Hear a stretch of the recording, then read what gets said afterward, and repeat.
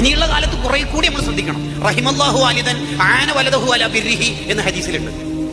മക്കളെ അനുസരണ ഉള്ളവരാവാൻ വേണ്ടി അവരെ ഹെൽപ്പ് ചെയ്യുന്ന ഉപ്പാക്കുമാക്കും നീ റഹ്മത്ത് ചെയ്യട്ടെ എന്ന് നബി സല്ലല്ലാഹു അലൈഹി വസല്ലം തങ്ങൾ ദ്വാരക്കാണ്. എന്ന് പറഞ്ഞാൽ അവൻ ഫുട്ബോൾ കളിക്കാൻ ബൂട്ടൊക്കെ ഇട്ടിട്ട് റെഡി ആയിട്ടിരിക്കുമ്പോൾ ഇപ്പം തക്കാളി വാങ്ങാൻ പീടികയിലേക്ക് പോകാൻ പറഞ്ഞാൽ ഓൻ പോകാൻ സാധ്യതയില്ല. അത് നമ്മൾ മുൻകൂട്ടി കണ്ടിട്ട് തക്കാളി വാങ്ങാൻ ഇപ്പൊ പറയാതിരിക്കുകയാണ്.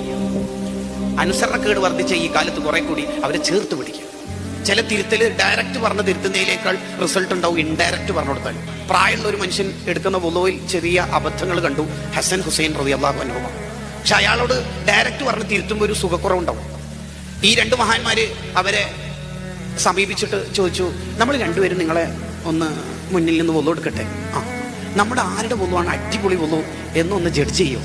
അപ്പൊ ഇയാളുടെ വുളു ശരിപ്പെടുത്താൻ വേണ്ടി ഈ രണ്ട് മഹാന്മാരെ ഈ ഹിക്മത്ത് ഒപ്പിച്ച് രണ്ട് മഹാന്മാരും അവരുടെ ജീവിതത്തിലെ ഏറ്റവും മനോഹരമായ വുളു അവരുടെ മുന്നിൽ സമർപ്പിച്ചു.